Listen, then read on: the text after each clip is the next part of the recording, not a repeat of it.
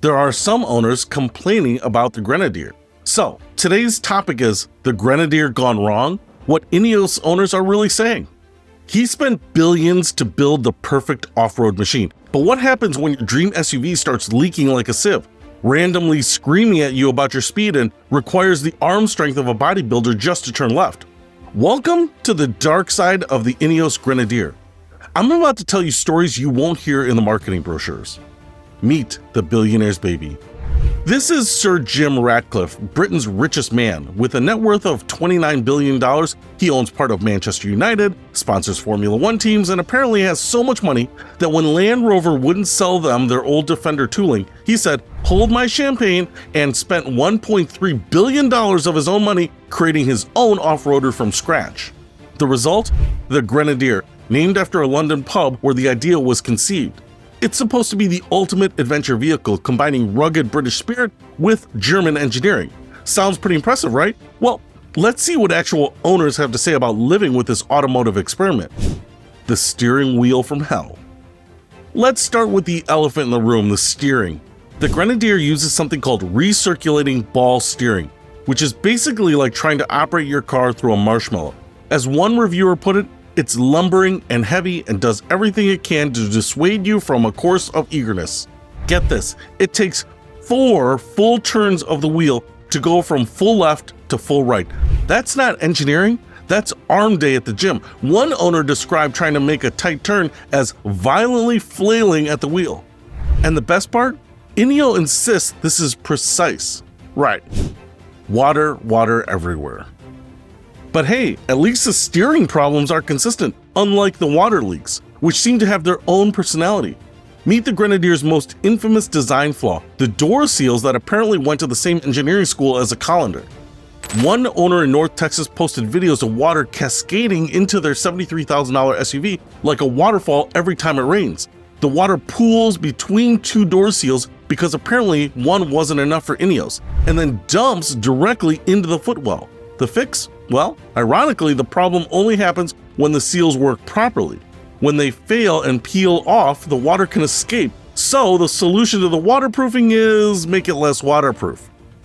And don't even get me started on the Safari roof windows. They leak so consistently that owners have given up waiting for Ineos and started applying their own sealant on brand new vehicles. One frustrated owner from Germany called this Fusch, which basically means a deliberate botched job. The electronic symphony of chaos. Now you might think water damage would be the main electrical concern. Oh no, my friend. The Grenadier's electronics have their own special relationship with reality. Owners report a delightful medley of false warnings that would make even a Land Rover blush. Picture this, you're driving along, minding your own business when suddenly your dashboard lights up like a Christmas tree. Engine warnings, brake system alerts, ABS failures, all false alarms. One owner actually called it Ineos Nightmare in all caps on the forum. That's not good marketing, Jim. The best part? Some of these warnings won't shut up. There's an overspeed warning that beeps incessantly if you dare exceed the speed limit even by a whisker.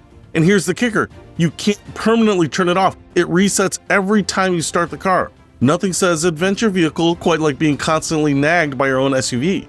It's often the little things that drive owners over the edge. Take the air vents. They're designed to look rugged and industrial, but one reviewer noted they feel like they're made from cheaper materials and don't move freely when adjusting airflow.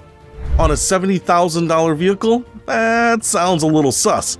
And then there's the missing stuff that should be standard. Electric seat adjustment? Not on the top trim level apparently. Height adjustable seats? Who needs those? One reviewer specifically called this out as leading to chafed necks and discomfort, perfect for those long off-road adventures. Oh, and the brakes? Yes, the brakes. Some owners report the ESP system is so aggressive, it completely cuts power when you hit a bump.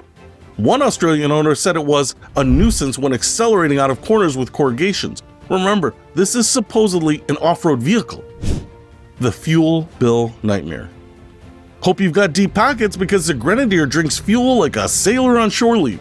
One long-term reviewer described it as deeply thirsty and mentioned their credit card is already wilting in anticipation of a fully loaded trip across France.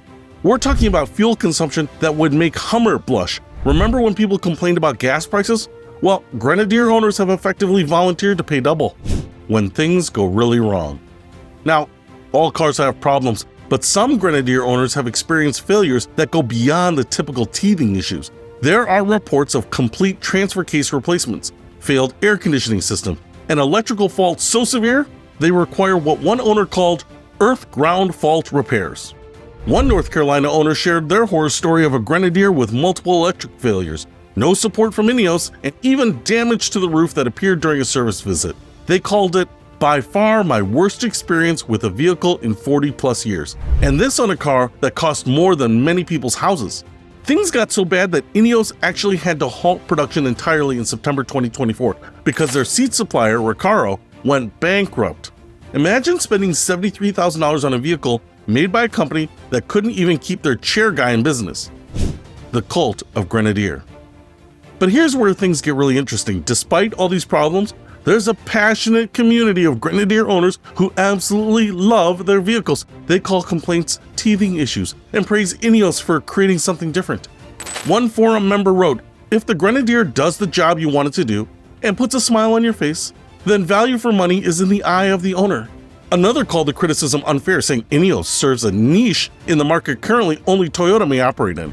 And to be fair, when it works, the Grenadier is genuinely capable off-road.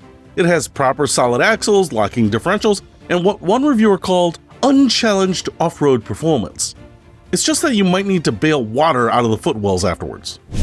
The cultural divide.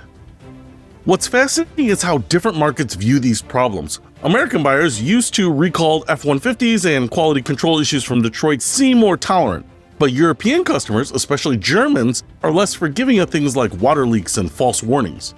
Australian reviewers tend to focus on the practical aspects.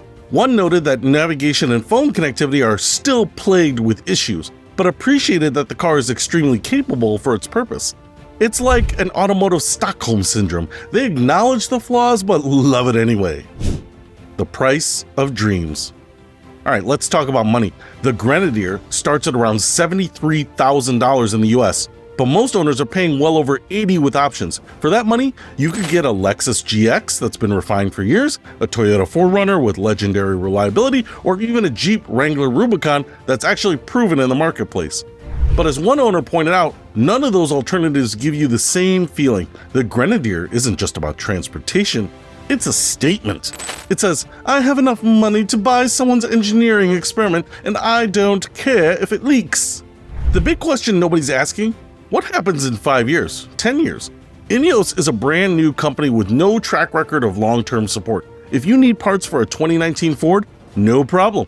But what about a 2024 Grenadier in 2034? Some optimistic owners point out that most components are from established suppliers like BMW, ZF, and Bosch. But body panels?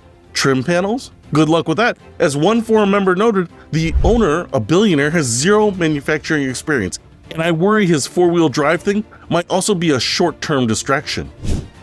The verdict. So what's the final verdict on the Ineos Grenadier?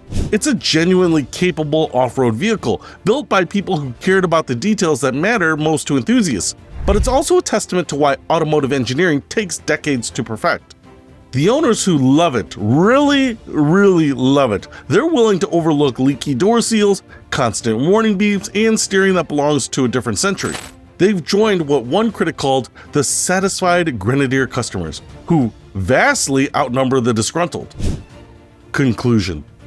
The Ineos Grenadier proves that money can't buy experience. Sir Jim Ratcliffe spent billions trying to recreate automotive magic, and he sort of succeeded. He created a vehicle that perfectly captures the Land Rover Defender experience, including all the parts that made people buy Toyota Land Cruisers instead. But hey, at least it comes with a built-in conversation starter. Nothing breaks the ice at a trailhead quite like, "Excuse me, does anyone have a towel that I can borrow?"